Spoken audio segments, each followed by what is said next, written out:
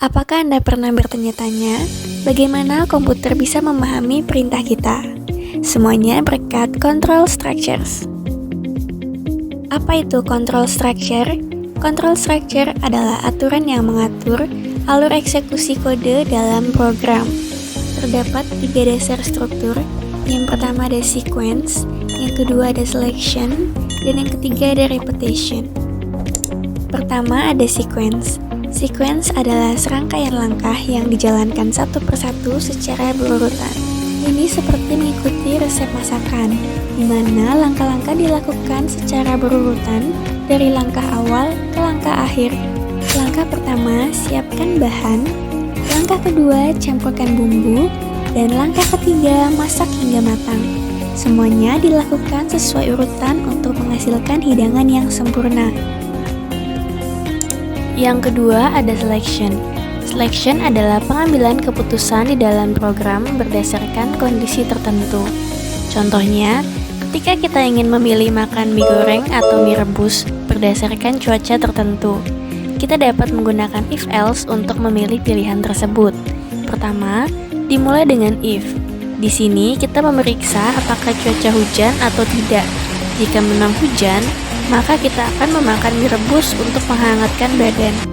Tapi jika cuaca tidak hujan atau cerah, kita beralih ke bagian else. Maka kita akan memakan mie goreng. Lalu, bagaimana jika ada banyak pilihan? Kita bisa menggunakan switch statement.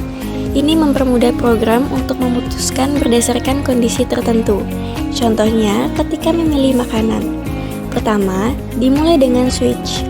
Di sini kita memeriksa nilai variabel menu, apakah nilainya 1, 2, atau 3. Jika menu bernilai 1, maka perintah di bagian case 1 akan dijalankan dan kita diberi pesan Anda memilih burger. Jika tidak, maka akan berpindah ke case 2 dan jika benar pesan yang akan muncul adalah Anda memilih tempe. Begitu juga untuk menu dengan nilai 3, perintah di case 3 dijalankan, dan jika benar pesan yang ditampilkan adalah Anda memilih salad. Namun, jika nilainya bukan salah satu dari 1, 2, atau 3, program akan otomatis masuk ke bagian default. Di sini kita diberi pesan pilihan menu tidak tersedia.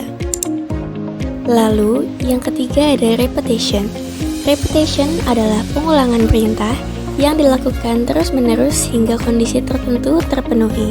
Salah satu jenisnya adalah for, untuk perulangan yang jumlah perulangannya sudah pasti. Misalnya, ketika ingin mencetak adonan untuk 5 kue. Pertama, for dideklarasikan untuk memulai proses. Proses dimulai dari adonan kue pertama, yaitu dengan angka 1 sebagai urutan awal. Selama adonan kue yang dicetak belum mencapai 5, maka kue akan dicetak. Setelah kue dicetak, angka pada adonan kue akan bertambah 1 untuk melanjutkan ke kue berikutnya. Proses ini akan terus berulang, memastikan kue dibuat satu persatu secara berurutan, hingga angka terakhir yaitu 5 tercapai. Jika angka 5 tercapai, proses berhenti karena semua kue telah selesai dibuat. Contoh jenis repetition lainnya adalah while, untuk perulangan yang berjalan selama kondisi tertentu terpenuhi. Misalnya adalah ketika ingin membuat sejumlah 3 adonan bakso menjadi bakso. Pertama, jumlah total adonan bakso yang perlu dibuat ditetapkan yaitu 3. Nilai ini disimpan dalam variabel adonan bakso. Selanjutnya, while dimulai dengan memeriksa kondisi terlebih dahulu, yaitu apakah jumlah adonan bakso lebih besar dari 0. Jika kondisi ini terpenuhi, proses di dalam while akan dijalankan. Pada setiap iterasi, pesan akan ditampilkan, buat satu bakso, sisa sama dengan X adonan, di mana X adalah jumlah adonan yang tersisa setelah dikurangi 1. Kemudian, nilai adonan bakso akan berkurang 1. Proses ini akan terus berulang selama masih ada adonan yang tersisa. Namun, ketika nilai adonan bakso mencapai 0, kondisi di dalam while menjadi salah sehingga proses keluar dari loop. Di akhir, pesan semua adonan bakso telah selesai dibuat akan ditampilkan, menandakan bahwa semua bakso telah selesai dibuat.